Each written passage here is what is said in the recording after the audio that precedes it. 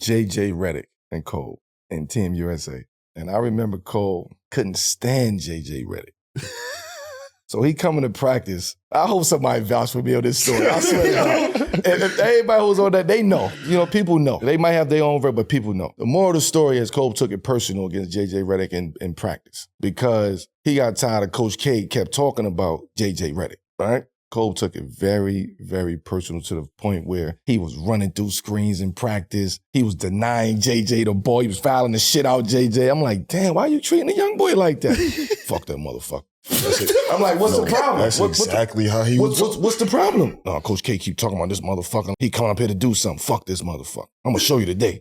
This motherfucker ain't let JJ Redick score in practice. Yo, that's crazy.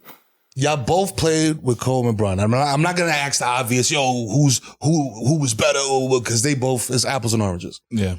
But off of that apples and oranges, how are they similar and how are they different? You know what I'm saying? Like, because y'all talk about the way Bron prepared, but y'all also talk about the way Kobe prepared and got ready for the season and the training and the diet and the regimen and all that type of stuff.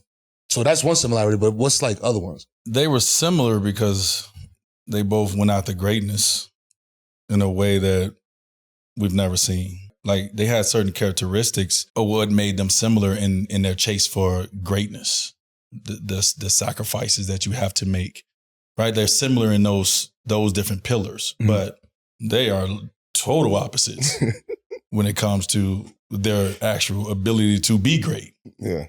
It's not even... it's not even in the same conversation because they're so different. They're so polar opposites. But the pillars that they needed to chase, the GOAT conversation, obviously they had to have the same, mentality. It just was portrayed different.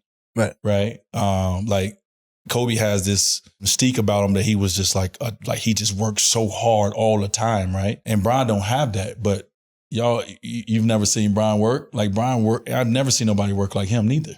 It's just different how they work. You know what I'm saying? But like, I think the greatest I've ever seen LeBron is because I got to see him in practice every day. I have never seen nobody be that consistent in practice. Like, you gonna consistently dominate.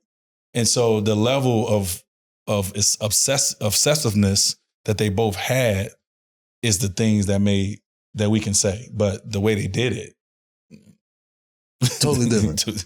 Totally different.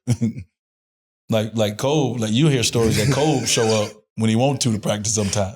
Right. Bron, first one there. Yeah. Student. Like he that student that get the first one there, the brownie points. Right. Like he that student. Front of the class. Yeah. And you know what I mean? So just different. Do we have homework tonight? LeBrownie points. You can't beat him you better not beat him to the arena. He ain't playing those games. So the games against Kobe on Christmas Day, is that the number one? Like, yo, I played against Black Mamba. Cole, you knew what you was getting yourself into. It's Christmas. Everybody's watching. The whole world is watching. I'm shooting this bitch 1,000 times. It was more like, you know what they came here to see. If I was like fucking around, what you doing? Tighten up, nigga. You know what we here for. Fucking you passing the ball for. Like, like he wanted that. He wanted that energy. It's Christmas. That's the only day that's like, all right, man, I got it. Like, this is Christmas. I got to fucking You talking to family back home. They done already opened gifts. You ain't, you know what I mean? You on the road. I know y'all watching. I had the instance of, obviously, we all did, of losing Kobe, but I was in that same situation. I had Kobe's number for a minute, was hesitant to reach out because it's Kobe. Like, part of me was like, I don't want to hit him and he don't respond. And now, like, you feel cool? Yeah, I feel like a certain way now. Damn, and I know how he uses that shit against you. So I always had his contact. That phone for that This motherfucker text me. Fuck out of here. He gonna hit me with the fuck out of here. Facts. But he was my guy, and so I was hesitant to hit him, right? Up until it was a playoff moment. It was my second year in Oklahoma. We played Portland. I told the story before. We played Portland, and I had just got my shoulders operated on. Or I was about to. I didn't get them done yet, but my shoulders was fucked up. So I got a shot, Toradol. You know about the Toradol. So I got the Toradol shot, right? And I ain't played in like 2 weeks. So I hit Kobe like, listen, I'm struggling. How, like, what do I gotta do? I finally reached out to him. And he hit me back like, 30 minutes later, he was at the movie with his daughter, watching the movie. He was in the movie. He's like, yo, champ, I'm in the movie. I'm going to hit you once this movie over with. I'm going to text you. He texted me a whole paragraph telling me, all right, send me some clips, what you having trouble with. So I sent him some clips.